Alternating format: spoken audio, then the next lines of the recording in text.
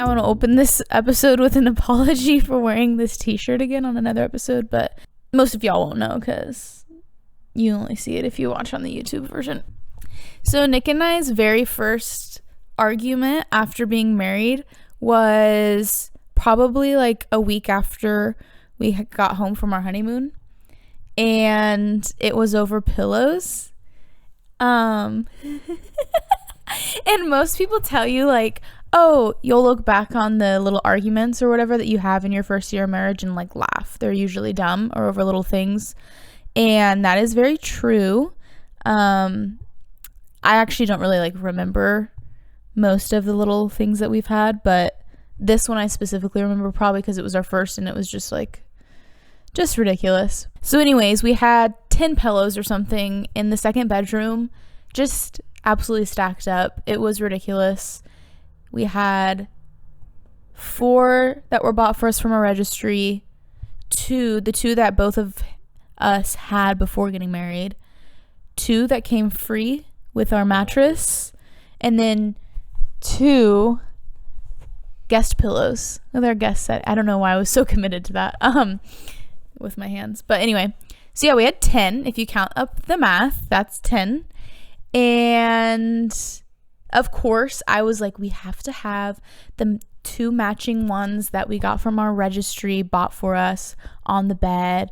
And you know, of course my parents were the ones who had purchased them, so then I was like extra, oh, you know, my parents bought them, I feel bad, we need to make sure that we use them, babe, they're memory foam, blah blah blah. Well, the whole reason I felt the need to like defend the pillows is because after like literally one night of sleeping on them, Nick was like, I can't do this, my neck hurts, like I can't sleep with these pillows. And I was like, babe, they're memory foam, so I don't believe you. Can I interject at this point? I'd like to interject because I don't want you to be misled by the idea of memory foam. So memory foam, I'm totally behind it. I absolutely adore it and love it. It's fantastic in like memory foam. It's great in mattress toppers. It's fantastic in pillows. It's great in like insoles for your shoes and stuff if you wear Skechers and you're not cool. Just kidding. If you wear Skechers, you can still be cool. But there's different grades of memory foam, and I think that's important to take into consideration. So real quick, there's like your $20 pillow memory foam, which I've experienced before, and that stuff is essentially like the foam that you have in a foam pit. Like it's kind of coarse, it condenses, but it's not even, it's not smooth, it's not a nice type of foam, you could say. Then there's like a medium grade memory foam, which is, it has like a firm part to it, sort of the way that most mattresses have a firmer part on the bottom, like a box spring, and then it has foam on top of it that's softer and has more give. And then there's really, really nice memory foam, which is more like a blend that has give and support at the same time, but it's kind of like cradling you, whereas the cheap memory foam feels like a brick. So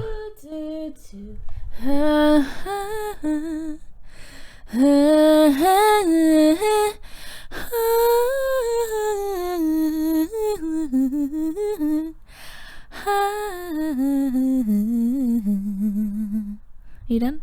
So the pillows that we got from our registry happened to be the low grade memory foam, which felt like a brick when I was sleeping on it because I had mid-grade. I had no idea what I was looking for. Like, I just saw the words memory foam and put them on there. Clearly he should have been the one to pick them out, but I don't know, I didn't think twice. Same thing with like thread count in sheets. People are really specific about that. I was like, what's thread count? So I've just always like used what I used, and I also am not picky because I can fall asleep on most things. So yeah, I don't usually like notice stuff like that. But to resume with the story, Nick had been complaining for a couple days about these pillows, and I, long story short, told him, you need to deal with it because we were gifted these and they're memory foam, so you're fine. You need to adjust. Great reason. So, anyway, there had been a couple days of already kind of getting at each other over pillows. And of course it was because I was very set on everything matching when we first got married. So about, I don't know, 3 nights into this thing. This escapade. Yeah. It's about 3 a.m. in the morning, and okay, one second. It's just so ridiculous. I wake up in frustration because I had been restless and felt kind of uncomfy from the pillow, which was really hard for me to admit. And so anyway, I woke up and I was like like really frustrated and like tossing and turning on purpose, and like you could, yeah, my frustration was apparent, so, and vocal enough that Nick woke up and he's like, what's going on? I was like, these pillows suck. And he was like, yeah, so are you finally gonna give in? And I was like, yeah, these suck, sorry that it took me so long to realize. And then I don't even know what the exchange was, but we like, I think we got into it like I was still not convinced that we had given it enough time to maybe adjust to the new pillows, and Nick was like, okay, are we really gonna do this again? So finally I was like, gosh, you're so dumb. Like, why haven't you thought of just grabbing another pillow from the other room? Because we have so many to choose from. And Nick's like, you wanted them to match. And I'm like, I'm dumb. What are we doing? Why aren't we just sleeping with the pillows we already had before getting married? Because we clearly know they work. I need to not care about the matching. So, yeah, that ended that escapade, as you said. And now we just sleep with the pillows that we both came in with, and we slowly but surely have gotten rid of and sold the others, and there's just certain things that really truly don't matter. But yeah, love a good 3 a.m. wake up call. Couldn't agree more, babe. So now what we want to do with this episode is we're just going to go through our wedding registry, and we're going to talk about what items we really didn't care for and got rid of. So now we're going to get into that. Sorry, I thought that was really funny. You were trying to make a joke. Yeah, I tried. I didn't give you the response you wanted, but that's typical, so. Yeah, we know. Anyways, the other thing I was going to say real quick is I just want to make sure we don't have another coffee incident. So you having it sitting right here on a surface that can like cave in a little bit had me a little anxious. My leg. I mean, the other one was it? On. Okay. I'll hold on for dear life. Don't you worry. Like, my hands are more guaranteed than it standing. You know, mistakes still happen. My hand's good. It's okay. I trust you.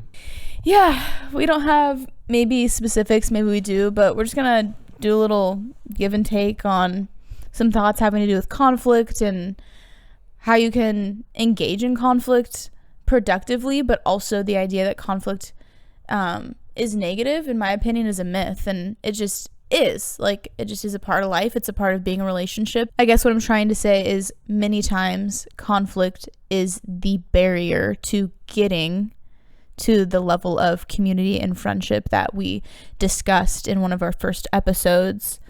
And yeah, we just kind of settle for dysfunction in order to keep the peace, so to speak. Mm-hmm. So anyway, yeah, we're just going to chat about that a little bit. So this is specifically to do with romantic relationships, but some good advice that I got from a mentor was you can expect a dumb argument and conflict to happen when you're one of four things, or all of them, or multiple. And those four things are if you're tired, if you're hungry, if it's late, and if you're in a car. And I think that when I think about some of the moments that we've had conflict or stupid arguments, a lot of the times those criteria have been met, if not all the time. So it's real. A helpful reminder for me is in those moments when I feel an argument about to happen or happening, I think about, is this really worth it? Like, what's the end game? Am I just upset because I'm hungry right now? Do I have something to communicate? But I think one of the most important things for me in general with conflict, and a lot of this I've learned because of being in a relationship with Brooklyn, is what is the other person's goal in this, and how do I care for them and have them in mind with what I say and how I respond.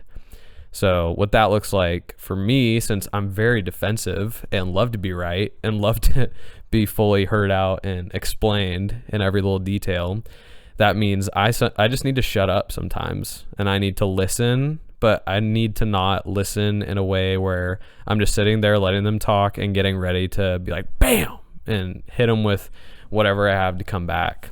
So I have to do a lot better job of being intentional in that way, of hearing the person, trying to understand where they're coming from, and hearing what they have to say to me or about me, even if that's hard or even if that's hurtful on the surface level. It means more to me that they care enough to say that. So in conflict, I think that taking it slow and not speaking right away, not responding right away, and not just going back and forth is probably the most important if someone else is initiating it with you. And there's different ways to do that, but whatever. That's just a little tidbit.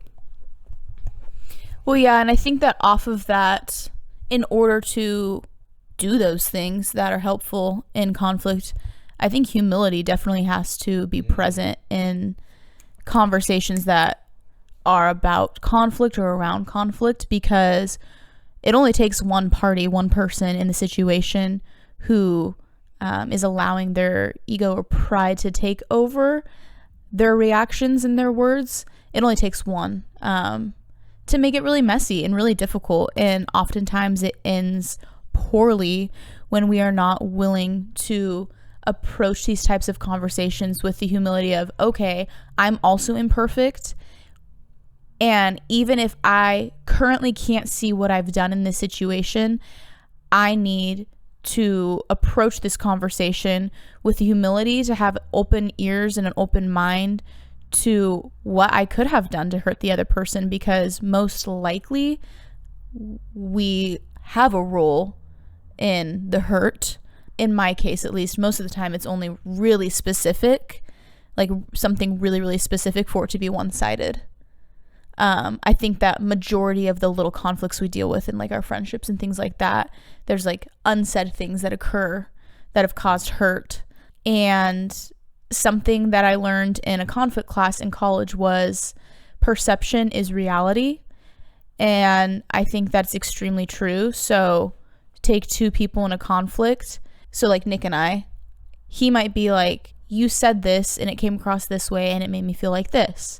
And I'd be like, what do you mean? That's not at all. That was not what I meant when I said that. And we could just go in circles about it being not what I meant, but it doesn't really matter. It does to an extent as far as reaching an understanding for maybe where I was coming from. However, it doesn't matter because his feelings are still justified in that, and it still hurt him. And his perception of the situation is his reality of the situation. So somebody might be like, oh, my silence wasn't because I was trying to like silently communicate that I'm offended by you or something. However, that could come across like that. So I just think it's always good to keep in perspective, okay, I am imperfect. I have probably messed up, and I need to be ready to hear that and receive that. And that's the humility part of it. And then also, it might be hard to hear some of the things that this person is going to say, but I have to remember, oh, their perception is their reality. So I need to be willing to understand that, because vice versa. So I guess two practical things in arguments or conflict that I use to help myself from not being defensive and not falling into a pointless cycle, pointless discussion, is I take a second when I realize that it's happening. This isn't the exact wording, but usually what I think is, I love this person. So if it's Brooklyn, I love Brooklyn. And if I love Brooklyn, I say that I do that, then right now, how do I react and respond in a way that shows her that I love her and that doesn't disrespect her or make her feel less than?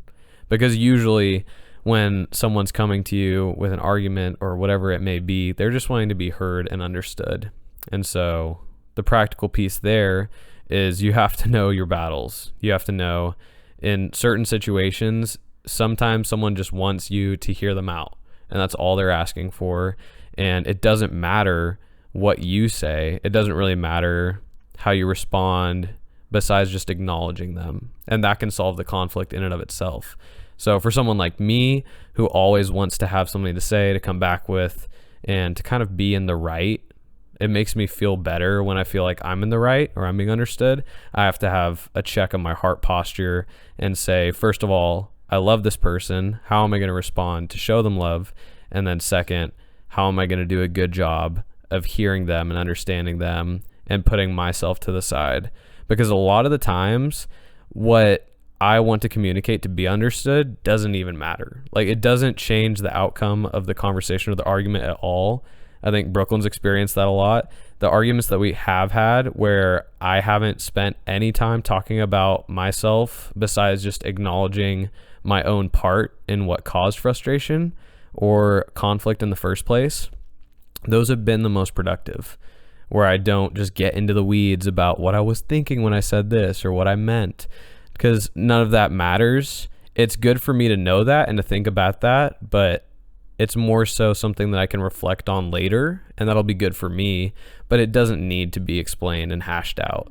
So that's something I'm working on, is understanding the line of what's helpful versus what's not, and just trying to be engaged the whole time and not checking out. I would say that there are certain standards we should hold our people to, as far as having accountability for things. But at the same time, I have definitely had to work on this, is just remembering, okay, we need to start from a place of understanding that we're going to disappoint each other, and we are going to let each other down, and we are going to offend each other and hurt one another, because we are imperfect humans, and that goes for any relationship. And so I think having that as a part of your dialogue and instantly making that a thing, like a known thing between you and whoever the person is, it lets a lot of walls down, because you instantly maybe let go of expectations you didn't even realize you had for that person. And we find ourselves being much less sensitive, at least in my experience. It's like, I know that I'm going to hurt this person. Like, I'm human, so I sin and I'm going to offend them. And I'm going to let them know that, yeah, we're going to talk this through. We're going to work this out because I love you and I care about you. But this is going to be the last time I'm going to disappoint you. And the other way around. And that just is extremely, it's weird to say, like, that's encouraging. But in a way that is, because I think that keeps the train moving. And we don't get so fixated and stuck on the little things, because we just realize, like, yeah, we're going to screw up, and like conflict doesn't need to stew and be held on to and grow into situations that are much bigger than they need to be, because every day we have thoughts and say things and do things that maybe aren't the best. And so accepting that, okay, I'm going to mess up and other people are going to mess up, and not like expecting hurt, like we want to do better, but knowing that that will happen. I think it also just helps you to have much more real relationships, because there was a time in our relationship, and still sometimes, that Nick has the tendency to want to be like too perfect because he doesn't want to hurt me. But that has limited how he's been able to like communicate or actually make me feel loved, because I'm not able to get as much out of him in communication or connecting when he's so worried to like screw up, if that makes sense. I just want like Nick, like the real Nick, and everything that comes with that, which means when he's gonna let me down and when he's gonna disappoint me. And that's because I want to be able to be fully me to Nick, and I'm going to be horrible sometimes. So having that is really helpful, especially because, I mean, in our marriage, that's a little bit easier because we do see every side of each other. But having that vulnerability in friendships is really cool. I've had a couple of those types of conversations with a couple close friends recently, because this is something I've been trying to work on. And opening up that dialogue is weird because it's not normal, but I think it should start to be normal because it's a part of life, and it's going to be an aspect of the relationships that we have that are at least like really close proximity relationships, where you spend time with that person, you really know each other, things are going to come up, and having the understanding like, hey, we are going to let each other down, And we need to make this a commitment to hold each other accountable. And yes, we're going to walk through and talk through conflict as it comes so that it doesn't become bigger than it needs to be. And we're going to have the humility and understanding to see each other's point of views, to have adult conversation about it, and to go, you know what? Yeah, you're going to mess up, I'm going to mess up, and we still love each other, and actually typically end up becoming closer on the other side of it. But I struggle to even like get there. Like I struggle to even initiate having conversation about conflict, because it is easier and feels a lot better to usually, like I said earlier, settle for what may be dysfunctional in order to keep the peace, because it feels like taking a big risk anytime I approach somebody about something that maybe was hurtful. And it's risky because it's hard to know how somebody else may respond. And I think we've gotten as a society so far away from doing this well that oftentimes we all do not respond very well. And it makes things really messy. And I think the first sight of a little argument or a little conflict, people get freaked out and they run away and relationships end. But it's so interesting because it's like, no matter what, you will at some point run into that with anybody. And like, I'm married to you, so I don't get to run away from that at the first sight of an argument or this or that. Like, we just hash it out and get over it, right? So why would I not be doing this with the people in my life that I'm closest to, who I'm not married to, you know, my girlfriends and my family and all of that? Like, it should be the same standard with all the people I love and care about in my life. So I think that conflict and then our episode on community and relationships are like so intertwined. I think that there's no way that they can't be intertwined, but we like to live in a reality where they don't coexist because it feels a lot better. But yeah, Nick and I have had at it a little bit the last few months, and so this has become a consistent conversation and thinking point for me, and something that I have actively stepped into working on in my life. Another thing that I think is important to talk about when you're talking about conflict, and this is kind of a root part of a lot of conflict that happens, is expectations. And something really helpful that I heard from one of my mentors recently was, you don't know what what expectations aren't being met until they aren't met.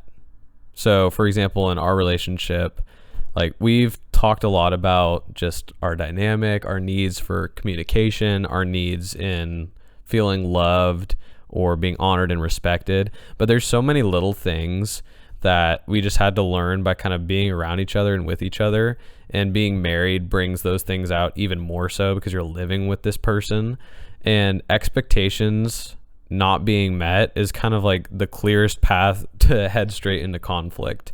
But a lot of the times, since we're so conflict averse, we'll have an expectation not be met, feel hurt, be offended at someone, and then resent them, become bitter because we're not willing to bridge the gap and communicate, hey, you did this or you didn't do this, and I personally had this expectation of how you would respond, react, and I just wanted to let you know. But we don't do that, so then we're in this world where there's not much conflict interpersonally with people that we're in relationship with. So everything seems fine on the surface, but then everyone is holding on to this bitterness and resentment towards other people because we're not willing to be honest.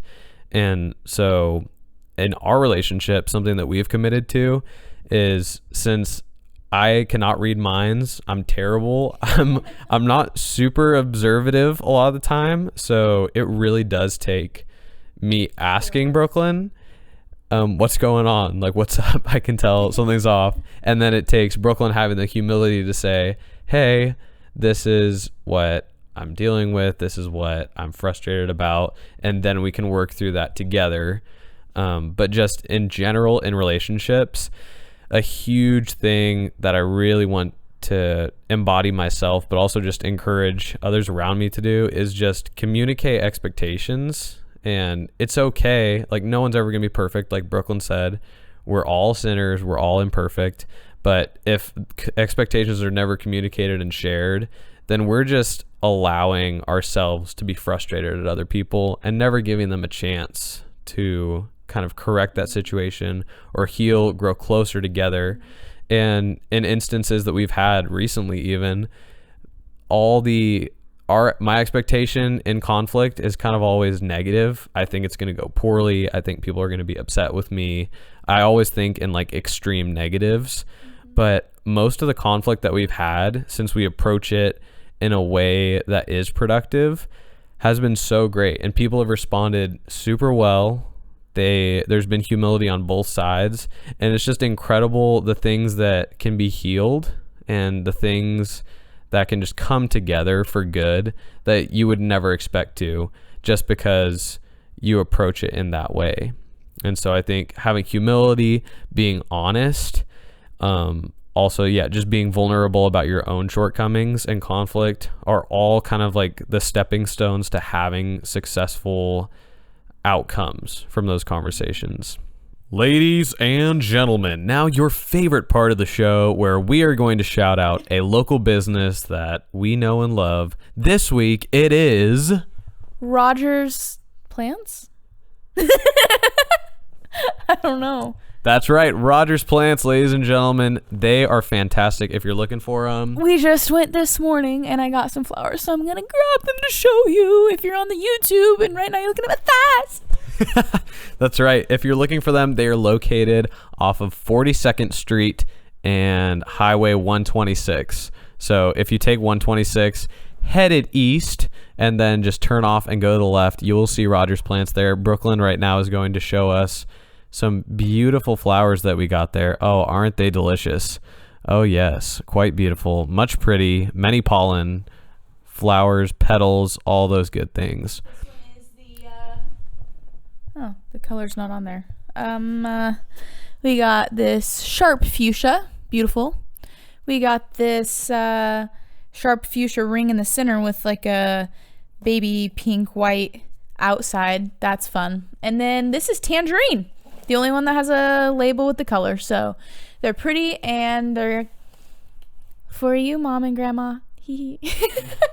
Tee-hee. All right, thank you again, Brooklyn. Rogers Plants, go check them out. And also right now, right up here, I'm going to throw up our friends Jessica and Brevin's baby registry, because they done got pagnate. So we're going to throw up the link right here, and go support them, send them something, buy something for them. They're going to have a beautiful little baby soon. I know it's kind of weird, but we're just trying to be supportive friends, okay? Yeah, exactly. So yeah, go hit up that link. And now back to your regularly scheduled program. I think sometimes I've been viewed as difficult in my family, which if they're watching, they're probably laughing, because I speak up and usually desire to get into a conversation about things. I like having things explained. I like coming to an understanding, and I'm not afraid to work through conflict rather than just be heated, cut it off, and storm off type of situation. And so I tend to like push comfortability in other people in that area. And that's been difficult over the course of my life, just in general, because I'll feel like internally one way, but I'll read a room and just know that it's not going to be received well, to respectfully like talk about or speak about things that may be difficult. And I've come to this place where I'm kind of over just settling for, oh, that's just how things are. That's just how they've always been. And I guess when I say that, I specifically am referring to maybe like generational patterns and habits and families, and seeing how our family dynamics interact with conflict has a big impact on how I interact with conflict and what I'm willing to or not willing to do about things. And so I've just been really thinking about this lately and how I want to be different and set a different example.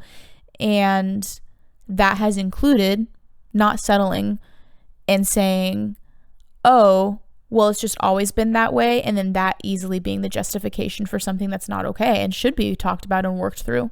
I also think because I felt like a more difficult person for desiring those things, I held back, but that did not grow good things in me to hold back.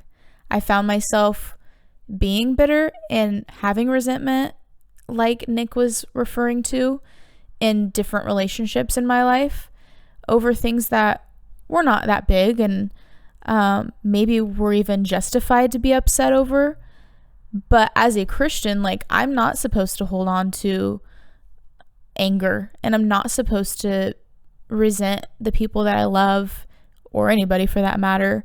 And who am I helping by withholding honest conversation with those people in my life? And it's unfair to those people for me to have these negative feelings towards them. And it's also like, who am I to say that I want a healthy relationship in my life, and I want the type of relationship that reflects how God has designed relationship to be, but then here I am with a bitter heart in my relationships. And I just don't see how we can be passive people with conflict and do what God has asked us to do in relationships at the same time. For me, at least, that's where I'm at with it so far. And so that has meant doing what is uncomfortable and doing what is not normal and what is difficult, and approaching some of these people in my life that I love dearly and saying, hey, first, I want to come with humility and say that I am really sorry because I've messed up already by being bitter towards you for 8 months over silly things. Nothing specific has happened, but I can feel that things are different. Can we please talk through it? Can we open up this dialogue in our relationship to have accountability and not let things drag on for longer than they need to? And like Nick said, people have responded so well. It's like so much relief and weight off the shoulders for both people I've seen. And there has been lots of freedom in my relationships because of it, and also in my perspective of conflict, because it really just is. It isn't bad. It just is. And I think that we could all do a lot better if we were willing to have that kind of like honesty and transparency with one another in conflict. It's something that a lot of us struggle with, and especially a narrative that society paints is that we should all be trying to be as perfect as we can be. And even in Christian circles, people get caught up in that idea too, and thinking, oh, well, if I'm a Christian, then I have to be perfect. I have to be someone who doesn't sin. I have to come across this way. And I don't want to live up to that. I know I'm not perfect, and I know that it's impossible. I'd rather live with people that just want to be real. And being real is all of the disaster and mess that comes with being a human and walking through life. But yeah, it is just so silly to pretend that I'm something I'm not.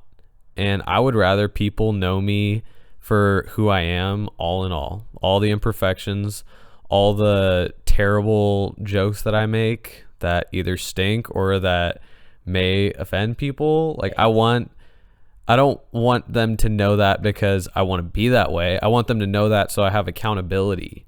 Like, I want people to be able to call me out and say, hey, Nick, you were not being thoughtful in this situation, or you were being selfish, or any of those things, because I am seeking to mold myself to be more like Christ. And how am I going to accomplish that if people think I'm perfect? If people think I'm perfect and I try my best to not come across that way. So something I want to do a better job of is confessing and being honest to people. Like, hey, these are the things that I struggle with. This is like a part of me, and I don't want it to be. I want to continue to make progress and be better, but I don't want to be better so that I can be perfect. I want to be better so that I can love people better. And another little practical thing I wanted to share that I was going to share earlier, but I totally blanked, is that whenever I've approached conflict in the last like 2 years, something that's really helped me is writing out from start to finish everything that I want to say. And the way that helps me is number one, I get all my thoughts out, but it also helps me to look at that and say, okay, which parts of this really do need to be said, and how can I do it better than just like the way that I'm writing it out, all raw and emotional, because it tends to be pretty strong, come across pretty strong, and not being super sensitive. Helps me to just clear my conscience of maybe some of the things that I'm holding on to that I'm bitter about. And then usually in conversation, in conflict or arguments, I am terrible because I get really caught in my head. I'm very much, what's it called? There's internal processor. So I don't think on my feet in those situations. Socially, I think on my feet. I'm pretty fast, but when I'm trying to be thoughtful, I'm totally stuck up here. And so it doesn't come out in my words. And so exactly, I become unresponsive. So it really helps me personally to have everything written out so that when I am in a conversation, I have everything that I want to say. I can reference it if I need to. That's what makes it productive. And if I get lost, I can always find my spot and come back to that. But it's not so that I have like this sheet that's like my artillery and I'm going to start just barraging you with this, and this. It's just really helpful for me to make sure that the outcome is productive and that I don't walk away and feel dissatisfied because I forgot to say something or I didn't say it how I wanted to. So if you are looking for something to help you in conflict, that might be really useful, maybe not, but it has been a game changer for me, even just to think about those things beforehand and be very intentional about that so that the conversation is not 100% emotion, that it's thought out. Yes. So not sure if any of that was helpful, but we are definitely talking from being people who are in the middle of figuring all this out and wanting to do better at conflict and kind of start that conversation about how we can. So we're not perfect at all, but just some thoughts and things that I'm thinking about, which is the same thing as thoughts. Just another way of saying it. Oh man, good times. So thank you guys so much for joining us. We will catch you next time on Hey, It's Us.